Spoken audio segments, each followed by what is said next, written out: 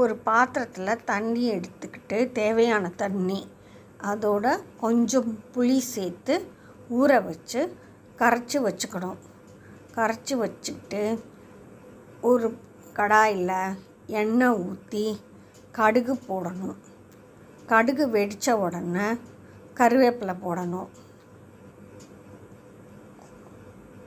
கருவேப்பிலை போட்ட உடனே பெருங்காயம் சேர்க்கணும். அப்புறம் நறுக்கி வச்ச தக்காளியை அதோடு சேர்த்து கொஞ்சம் நேரம் வதக்கணும். வதங்கின பின்னாடி புளி கரைச்ச தண்ணியை அதோட ஊற்றணும். அப்புறம் சிறிது உப்பு சேர்க்கணும்.